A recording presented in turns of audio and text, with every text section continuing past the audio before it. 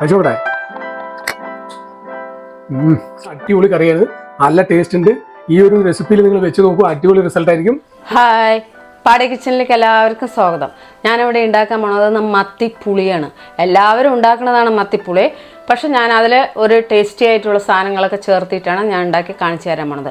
ആ മത്തിപ്പുളി പറയണതിൽ 2 ദിവസം നമുക്ക് എടുത്തു വെക്കാനും പറ്റും ആ മത്തിപ്പുളി. അതുകൊണ്ട് നമ്മൾക്ക് കപ്പ ഉണ്ടാക്കിയ അടിപൊളിയായി കഴിക്കാം. ചോറിനും അടിപൊളിയായിരിക്കും. വെച്ച ദിവസം കഴിക്കുമ്പോൾ അത്ര ടേസ്റ്റി ഉണ്ടാവില്ല, പിറ്റേ ദിവസം കഴിക്കാനാണ് അടിപൊളി ടേസ്റ്റി. 1 കിലോ മത്തി വെച്ചിട്ടാണ് ഞാൻ ചെയ്യാൻ പോണത്. അതിൽ എന്തൊക്കെയാണ് വേണ്ട സാധനങ്ങളെന്ന് നിങ്ങൾക്ക് പരിചയപ്പെടുത്തി തരാം. മത്തി 1 കിലോ വൃത്തിയായി കഴുകി വെച്ചതാണ് മത്തി. വാളംപുളി, മുളക് പൊടി, മല്ലിപ്പൊടി, കാശ്മീർ മുളക് പൊടി, മഞ്ഞൾപ്പൊടി, ഉലുവ, കടുക്, ചെറിയ ഉള്ളി, തക്കാളി, പച്ചമുളക്, ഇഞ്ചി, കറിവേപ്പില ആവശ്യത്തിന്, വെള്ളം, വെളിച്ചെണ്ണ, ഉപ്പ്. ഇത്രയും വെച്ചിട്ടാണ് ഞാൻ മത്തിപ്പുളി ഇവിടെ തയ്യാറാക്കാൻ പോകുന്നത്. ചെറിയുള്ളി, പച്ചമുളക്, തക്കാളിയൊക്കെ ഒന്ന് കട്ട് ചെയ്യാനുണ്ട്. അപ്പോൾ നമുക്കിതൊക്കെ ഒന്ന് കട്ട് ചെയ്തെടുക്കാം.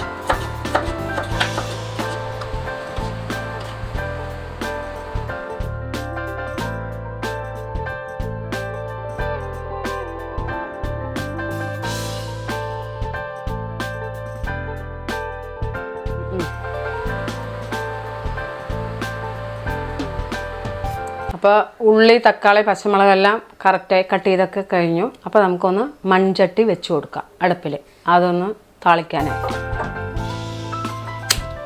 അപ്പോൾ നമുക്ക് മൺചട്ടി വെച്ച് കൊടുക്കാം. നല്ലോണം ഒന്ന് ചൂടാകട്ടെ.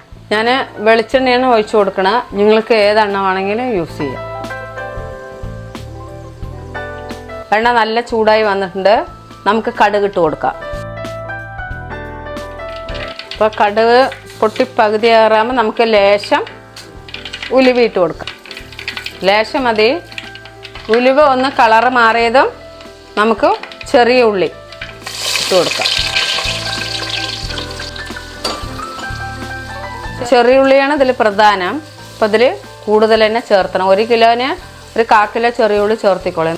ഉള്ളി ഒന്ന് ചുവപ്പ് കളറാവണം, അതുവരെ ഒന്ന് ഇളക്കി കൊടുത്തുകൊണ്ടിരിക്കണം. അപ്പോൾ നമുക്ക് ഇടയ്ക്കിടയ്ക്ക് ഒന്ന് ഇളക്കി കൊടുക്കാം. ഇപ്പോൾ ഒരു കളറ് മാറി വന്നിട്ടുണ്ട്. ഉള്ളിൻ്റെ ആ പച്ചമണമൊക്കെ പോയി ഇത്തിരി മണം വന്നു തുടങ്ങിയിട്ടുണ്ട്. അപ്പോൾ നമുക്ക് ഇതിലേക്ക് ഒരു 4 പച്ചമുളക് കീറിയത് ഇട്ട് കൊടുക്കാം. ഒരു 3 ചെറിയ പീസ് ഇഞ്ചി ചതച്ചത്. അപ്പം നമ്മൾക്ക് പച്ചമുളകിൻ്റെയും ഈ ഉള്ളിൻ്റെ ഇഞ്ചിൻ്റെയൊക്കെ മണം, പച്ചമണമൊക്കെ ഒന്ന് പോയി കിട്ടിയിട്ടുണ്ട്. അപ്പോൾ നമുക്ക് 2 തക്കാളി അരിഞ്ഞിട്ട്, പുളിയുള്ള തക്കാളിയാണ്, നമുക്ക് ഇതിലേക്ക് ഇട്ട് കൊടുക്കാം.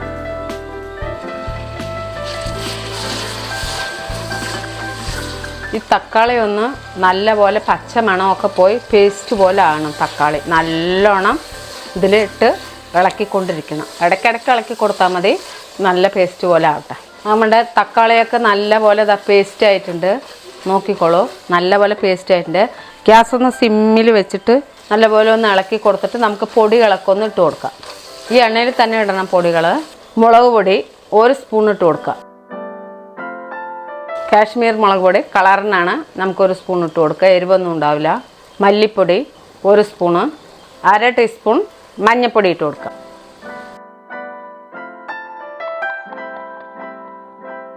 ഇതിൻ്റെ പച്ചമണമൊക്കെ ഒന്ന് നന്നായി പോട്ടെ. മുളക് പൊടി, മല്ലിപ്പൊടിയൊക്കെ ഇട്ടതിൻ്റെ പച്ചമണമൊക്കെ നന്നായി ഒന്ന് പോട്ടെ. പോയതിന് ശേഷം നമുക്ക് കുറച്ച് വെള്ളം ഒഴിച്ചു കൊടുക്കാം. ഇതൊന്ന് നല്ലപോലെ തിളയ്ക്കണം. കുറച്ചേ ഒഴിക്കാവൂ, നമുക്ക് ഇനിയും ഇതിൽ വെള്ളം ചേരേണ്ടതാണ്. കുറച്ച് ഒഴിക്കാവൂ. ഇതൊന്ന് നല്ലപോലെ ഒന്ന് തിളയ്ക്കട്ടെ. അപ്പോൾ നമുക്കിതിലേക്ക് കുറച്ച് വാളംപുളി ഒഴിച്ചു കൊടുക്കണം. നമ്മൾ പുളിയുള്ള തക്കാളിയാണ് ഇട്ടിരിക്കുന്നത്. കുറച്ച് വാളംപുളിയും കൂടി ഇടണം. അതായത് ഇപ്പോൾ നമ്മൾക്ക് ഇതത്രേ വേണ്ടുള്ളൂ. ഞാൻ പറഞ്ഞുതരാം. പുളി വീട്ടിലെ അനുസരിച്ചിട്ട്, ഇല്ല ഈ തക്കാളിൻ്റെ പുളി മതി വെച്ചാൽ അങ്ങനെ, ഇല്ല വെച്ചാൽ വാളംപുളി നിർബന്ധമാണ്. അപ്പോൾ തക്കാളി ഒന്ന് കുറച്ചിട്ടതാ ഇത്ര പുളി, അതായത് ഒരു നമ്മുടെ നാരങ്ങൻ്റെ അത്ര, ഇത്രയേ നമുക്ക് ആവശ്യമുള്ളൂ. കുറച്ച് വെള്ളം ഒഴിച്ച് കൊടുക്കാം. എന്നിട്ട് നല്ലപോലെ ഒന്നിങ്ങനെ കശക്കിയിട്ട് നമ്മൾക്കതിലേക്ക് ഒഴിച്ചു കൊടുക്കാം.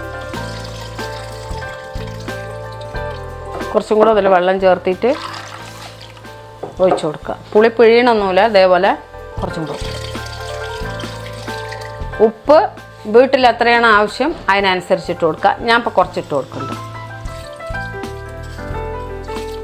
കല്ലുപ്പാണ് ഉപയോഗിച്ചിരിക്കുന്നത്, നിങ്ങൾക്ക് ഏത് ഉപ്പ് വേണമെങ്കിലും യൂസ് ചെയ്യാം. അപ്പോൾ നമുക്ക് ഇതൊന്ന് ഇളക്കി കൊടുക്കാം. വീട്ടിൽ കറി എങ്ങനെ കൊഴുപ്പ് അതിനനുസരിച്ചിട്ട് വെള്ളം ചേർത്താം. ഇനി ഉപ്പും എല്ലാ സാധനങ്ങളും നോക്കിയിട്ട് ഇത് നല്ലപോലെ തിളച്ച് ഉപ്പൊക്കെ ഒന്ന് നോക്കിയിട്ട് വേണം നമുക്ക് മീൻ ഇതിലേക്ക് ഇട്ട് കൊടുക്കാൻ. നമുക്കപ്പോൾ ഇതിനെ നല്ലപോലെ ഇളക്കിയിട്ടുണ്ട്, ഒന്ന് മൂടി വെക്കാം. അപ്പം മൂടി വെച്ചിട്ടുണ്ട്, നല്ലപോലെ ഒന്ന് തിളക്കട്ടെ. വാളംപുളി തക്കാളി എല്ലാം ഇട്ടിട്ട് നല്ലോണം മൂടി വെച്ചതാണ്. അപ്പം നമുക്ക് തുറന്ന് നോക്കാം, നല്ലപോലെ തിളക്കിണ്ടോ നോക്കാം. ഓ ഇതാ നല്ലപോലെ തിളക്കിണ്ട്, നോക്കിക്കോളൂ. ഇപ്പം നമ്മൾ എന്താ ചെയ്യേണ്ടത് വെച്ചാൽ ഒന്ന് നല്ലപോലെ ഒന്നിങ്ങനെ ഇളക്കുക. ഇളക്കിയിട്ടാണ് ഇപ്പോൾ പുളി എരിവ് എല്ലാം നോക്കണം. ഇങ്ങനെ എല്ലാം നോക്കിയിട്ട് വേണം നമുക്കിനി മീൻ ഇട്ട് കൊടുക്കണമെങ്കിൽ. ഇപ്പം ഇതിലെല്ലാം കറക്റ്റാണ്. നമുക്കപ്പോൾ മത്തി ഇതിൻ്റെ ഉള്ളിലേക്കൊന്ന് ഇട്ട് കൊടുക്കാം. നല്ല വൃത്തിയായി കഴുകി വെച്ച മത്തിയാണ്. ഇതൊന്ന് നമുക്ക് ഒന്ന് ഇളക്കി ഇതിൻ്റെ ഒന്ന് ഇതിലേക്ക് പിടിപ്പിച്ച് കൊടുക്കാം. ഇങ്ങനെ ഇപ്പോഴാണ് ഉപ്പ് എരിവ് എല്ലാം നമ്മൾ നോക്കണം. ഇനി ഇതിൽ നമ്മൾ ഒന്നും ചെയ്യില്ല. അപ്പോൾ നമ്മൾ നല്ല പോലെ ഒന്ന് ഇത് തിളക്കട്ടെ. അപ്പോൾ നമുക്കിതൊന്ന് നല്ലപോലെ തിളക്കട്ടെ, മൂടി വയ്ക്കാം. മീനൊക്കെ ഇട്ട് കൊടുത്തു, നല്ലപോലെ ഒന്ന് തിളയ്ക്കണം, നോക്കട്ടെ. അടിപൊളിയായിട്ട് കറിയൊക്കെ സൂപ്പറായിട്ടുണ്ട്, നോക്കിക്കോളൂ. നമുക്ക് മതി. ഇനി ഒന്ന് ഗ്യാസ് ഓഫാക്കിയിടാം. നല്ലപോലെ തിളക്കുന്നുണ്ട്. ഇനി ഇത് ഇത്തിരി പറ്റിച്ചെടുക്കണമെങ്കിൽ കറി കുറുക്കിയെടുക്കുക. ഇല്ല ഇങ്ങനെയാണ് കഴിക്കണമെന്ന് വെച്ചാൽ ഇങ്ങനെ കഴിക്കുക, അടിപൊളിയായിരിക്കും. അപ്പോൾ നമുക്ക് ഗ്യാസ് ഒന്ന് ഓഫാക്കിയിടാം.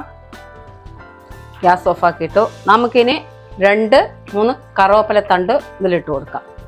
ഊരിയിടണമെന്ന് നിർബന്ധമൊന്നുമില്ല. ഇതെങ്ങനെ 2 ആക്കി പൊട്ടിക്കുക. ഇതങ്ങനെ ഒന്ന് നമുക്ക് ഇട്ട് കൊടുക്കാം. അതാ ഇത്രയേ ഉള്ളൂ, ഇട്ട് കൊടുത്തു.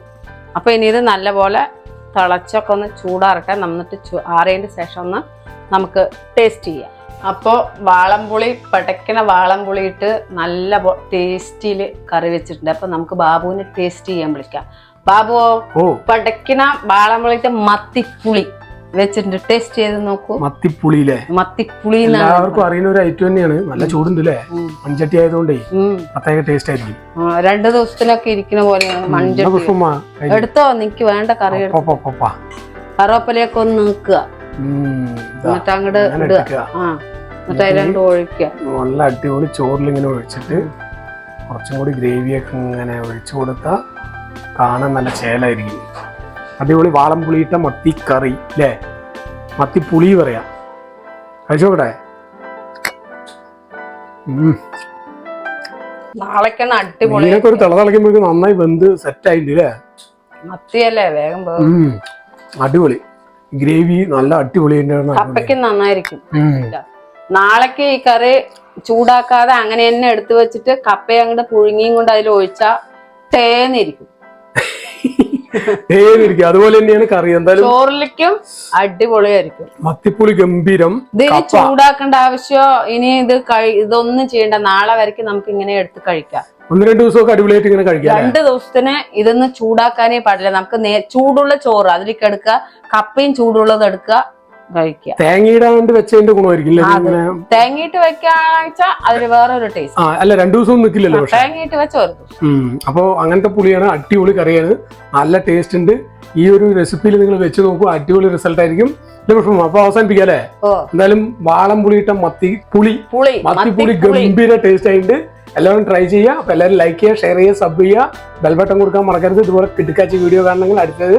ഓക്കെ, അപ്പൊ പുഷ്പമ പാടി കിച്ചന്റെ ബൈ.